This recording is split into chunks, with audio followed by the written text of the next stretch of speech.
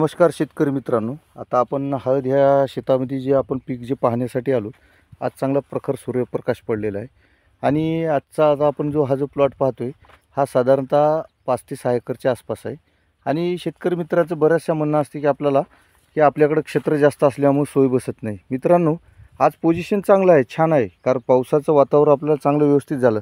पण काय होते की कालांतरानं अशा अवस्थेमध्ये ह्याच्यावर करपा येतो आणि सततच्या पावसामुळे काय होते की बऱ्याच ठिकाणी हा झाडाचा बुंदा असतो, पण झाडाच्या बुंद्याच्या खाली ह्या ज्या मुळे असतात, ह्या रूट पूर्ण जे मुळे येणाऱ्या ज्या असतात ह्या अन्नाच्या शोधामध्ये खाली येत असतात. आणि आपण पाहतो की आता ही जमीन पण पाहतो, याच्यामध्ये ही जमीन मुरमाड जमीन आहे.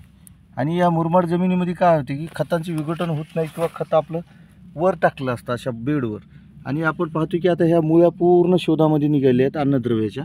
पण कालांतराने काय झाले की शेतकरी मित्रांना ह्याच्यामध्ये पाऊस सतत असल्यामुळे खतं टाकायला वेळ झालेला आहे, विलंब झालेला आहे. आणि याच्यावरती जी आपण साईड इफेक्ट पाहतो, पानांवरती हे अशा पद्धतीने याला ठिपका येतो. आणि हा जो लाल्या तांबारा जे येत असतो किंवा आपण याला करपा म्हणत असतो, हा अर्ली ब्लाइटचा अटॅक येत असल्यामुळं किंवा अन्नद्रव्याची ह्याच्यामध्ये कमतरता पडत असल्यामुळं हा रोग असा वाढत जातो. आणि आज निरोगी जरी हळद आपल्याला वाटत असेल किंवा समाधानकारक वाटत असेल तर ह्याच्यामध्ये याला खाद्य जे लागणार आहे हे देणं महत्त्वाचं आहे. आता कालांतराने होतं काय की आपण ह्याच्यामध्ये खताची मात्रा वापरत नाही आणि खत पण देत नाही. तर आज मित्रांनो, आपल्याला ह्याचं नियोजन करणं महत्त्वाचं आहे. ह्याच्यामध्ये खतामध्ये आपल्याला ज्या ज्या काही गोष्टी लागणाऱ्या आहेत आज हे आपल्याला टाकणं महत्त्वाचं आहे. आणि शेतकरी मित्रांना आपल्याला प्रत्येकाला अडचण असते, फायनान्शियली आर्थिक गोष्टी पण असतात आपण पाहतो, आणि मॅनपॉवर पण नाही मिळत. आणि हळदीचे क्षेत्र वाढवायचे किंवा झोपवायचे जर म्हणलं हे खर्चाची बाब आहे. ह्यासाठी आपण नियोजन करणं महत्त्वाचं आहे. आणि आपल्याला इथून पुढे जे काही काळजी घ्यायची असेल तर तुम्ही आमचे संपर्क साधा. माझा 9570003666 हा नंबर आहे.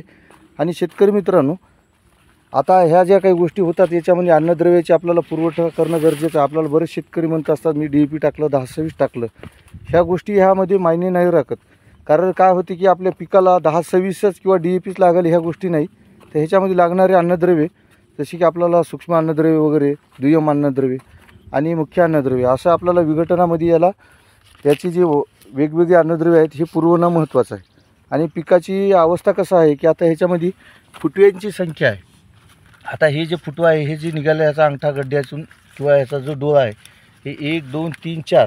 आता हा समान वाढ, हा मातृकंद आहे, हा सुरुवातीचा निघाला फुटवा आहे आणि हे सेकंड किंवा थर्ड स्टेजमध्ये निघाली.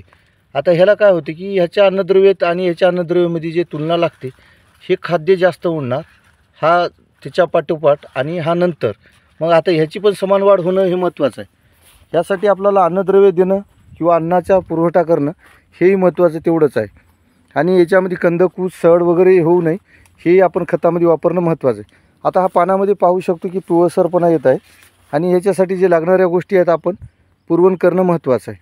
आता आपल्याला उन्हामध्ये पण वाटत होतं का पिवळसरपणा आहे, पण इथं झाडाच्या सावलीमध्ये आल्यानं पण ह्याच्यामध्ये अन्नद्रव्यांची कमतरता आपल्याला सहज समोर दिसत आहे. हे आपण पुरवठा करणं आणि याला खाद्य देणं हे महत्त्वाचं आहे.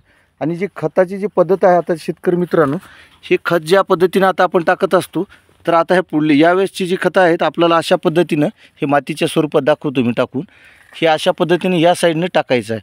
आणि नंतर कालांतराने काय होते की ह्याच मुळं आपल्या ह्या साईडनं खत टाकल्यामुळं हे अशा पद्धतीने खत टाकलं तर इकडं विखुरल्या जातं आणि ह्या पूर्ण मुळे ह्या खाद्य ओढत असतात. आणि कालांतराने ह्या डॅमेज नाही पडत, याला खाद्य पुरवठा झाला तर आपलं कंद किंवा झाड हे निरोगी राहणार.